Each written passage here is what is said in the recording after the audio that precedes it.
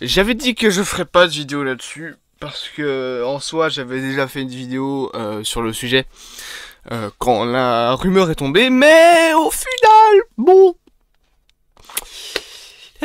J.K. Rowling, j'ai envie de te buter. Salut à tous amoureux du cinéma, nous allons aujourd'hui reparler un petit peu de cette information officielle, comme quoi qu'une série reboot, je comprends toujours pas l'idée mais c'est pas grave, à Harry Potter était officiellement en préparation du côté de la Warner pour la nouvelle plateforme qui n'est donc plus HBO Max, non pas Discovery Plus, mais juste Max. Voilà, donc l'infographiste qui a décidé de prendre le nom, hein, il a pris son fichier Illustrator, il a effacé le mot HBO, il a donné un logo, il a fait regarder. Vous aimez? LGG. Waouh, l'idée graphique, la charte graphique du logo doit être incroyable. Non, plus sérieusement, donc ce sera prévu sur la plateforme de Max. J'avais déjà, et je vais en reparler un petit peu, parce que j'avoue que j'ai beaucoup tabassé un petit peu cette idée-là, dans le mauvais sens du terme, de pourquoi est-ce que ce serait une bonne ou une mauvaise idée, donc on va en reparler. Mais, il y a des choses dont il faut qu'on reparle. Notamment le fait que J.K. Rowling est déjà premièrement impliqué dans le projet. My bad, mais c'est pas grave. Et ensuite, a donné quelques petits détails croustimoelleux sur cette information. Croustimoelleux. Oh putain de merde, j'avais plus utilisé cette expression depuis... Oh, au moins ça. Bref, on va mettre l'introduction. Et on est parti pour un petit peu reparler, cette fois-ci, dans le bon sens du terme, de cette nouvelle adaptation d'Harry Potter. Qu'est-ce qu'elle peut peut-être apporter à la saga, qu'est-ce qu'on peut imaginer dans le futur, et surtout, qu'est-ce que J.K. Rowling a dit qui fait que c'est extrêmement inquiétant. L'intro, et on est parti.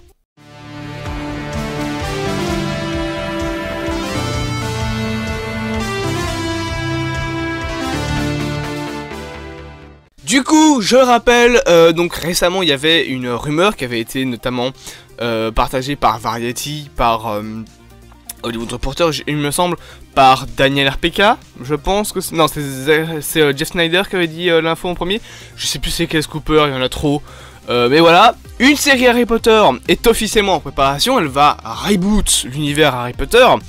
On passe sur le fait que c'est complètement con, hein, de rebooter quelque chose qui...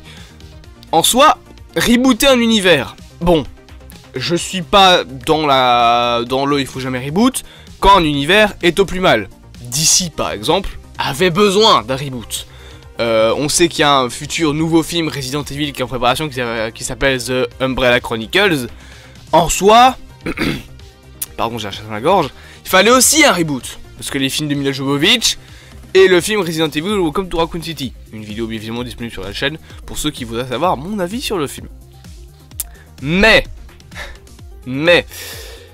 dans un univers comme Harry Potter, qui déjà est un univers très jeune, qui tient encore la route, même si au niveau box-office, c'est pas complètement ça avec les Animaux Fantastiques, la saga Harry Potter en général est une saga qui tient encore debout.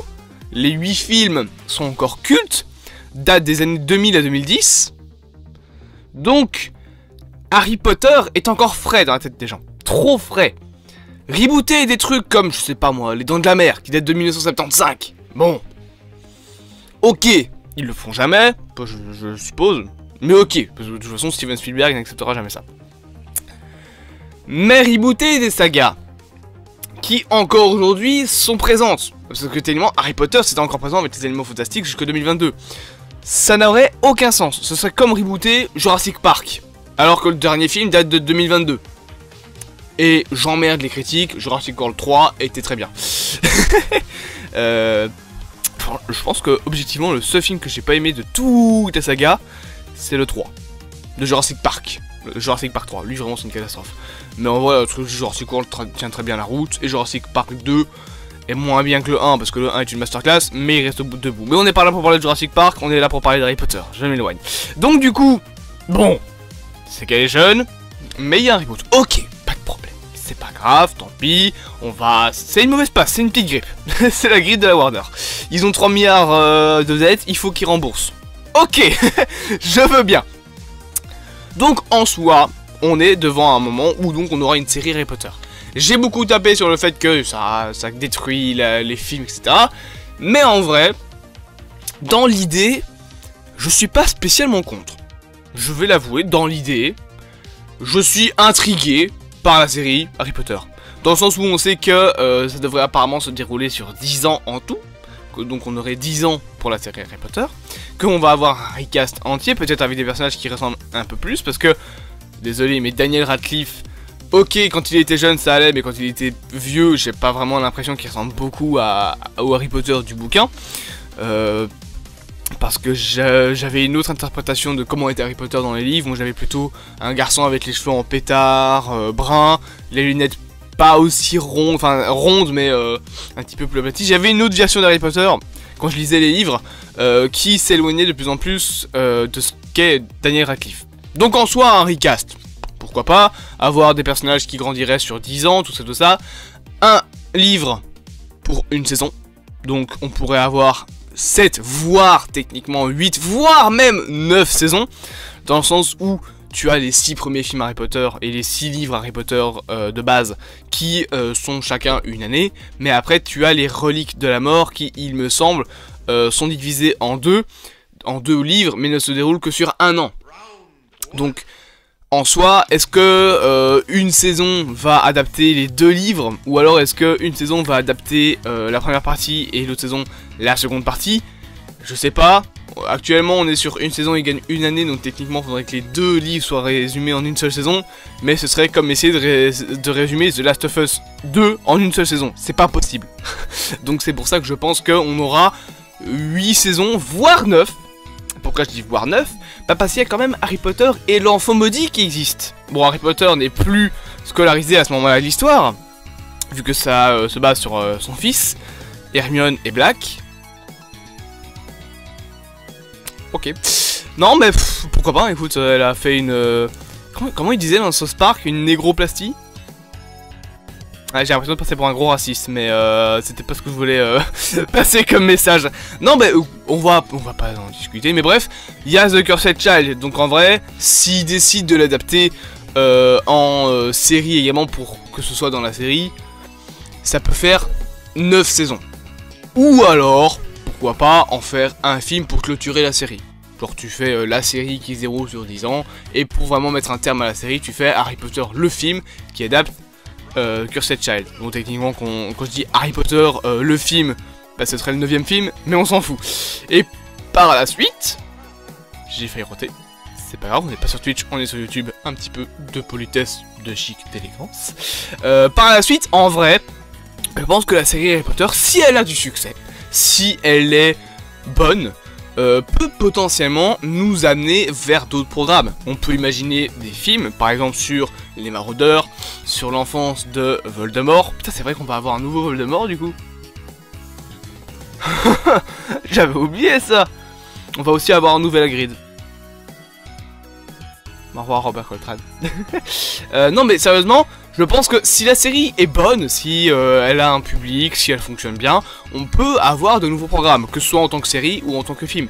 Harry Potter semble s'éloigner pendant quelques années du cinéma. En vrai, je comprends pourquoi. C'est tout simplement parce que le cinéma pour l'univers de Wizarding World, donc d'Harry Potter ces temps-ci, c'était pas vraiment joli hein. Harry Potter, bon Harry Potter la saga a fonctionné, mais après t'as eu les Animaux Fantastiques, le premier c'était bien, le deuxième c'était potable, le troisième c'était catastrophique. Donc en vrai je comprends qu'ils veulent s'éloigner du cinéma pour proposer quelque chose de différent. Une série Harry Potter, en soi, si on reste objectif, je comprends l'idée. Voire même je suis hypé, franchement je le dis honnêtement, j'attends de voir ce que ça peut donner. Franchement, parce que en vrai ça peut être vraiment cool. Ça pourrait expliquer, ça pourrait permettre d'explorer les bouquins, de teaser de nouveaux programmes, pourquoi pas teaser des films, pourquoi pas ramener plein de nouvelles choses. On peut ramener une sorte de reboot également des Animaux Fantastiques. Donc ça peut amener plein de choses. Encore une fois, on peut créer tout un nouvel univers avec les Maraudeurs, la création de Poudlard, les autres écoles également, parce que je rappelle qu'il n'y a pas que Poudlard comme école de sorcellerie, il y en a 3 autres il me semble, il y en a 4 en tout dans le monde. Donc on peut même faire un film ou une série sur chacun de ces nouvelles écoles. Donc en soi, ça peut vraiment être quelque chose pour le futur de très cool. De très cool même. Maintenant, il y a un problème avec tout ça. C'est que, déjà, premièrement, J.K. Rowling est productrice exécutive, il me semble, de la série. Bon, en soi, le fait que l'auteur soit productrice exécutive du film, bah ouais, hein, c'est pour respecter un petit peu sa vision artistique du projet. En soi, je conçois totalement l'idée, même j'approuve cette vision. Pour ceux qui ne le savent pas, j'écris un livre sur Wattpad qui s'appelle Nowhere.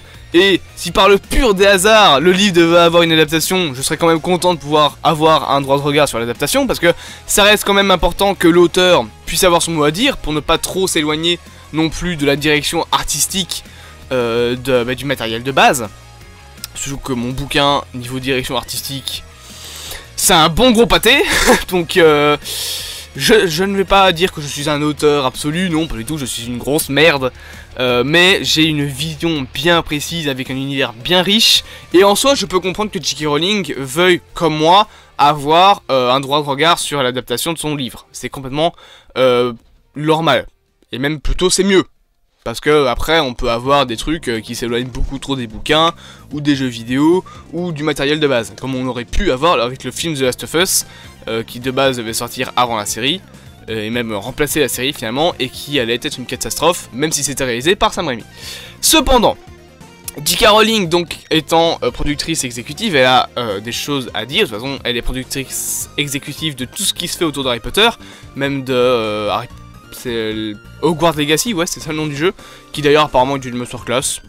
Le seul truc dont je me souviens, c'est qu'on peut caresser un chat et le tabasser avec des sorts juste après, et puis le recaresser et le chat a oublié. Oui, bah écoute, pourquoi pas. Non, plus sérieusement, elle a expliqué que dans cette série, il y aurait plus de diversité. Alors, ça commence légèrement à me lustrer les roustes. Ouais, les roustes. C'est une expression que j'utilise.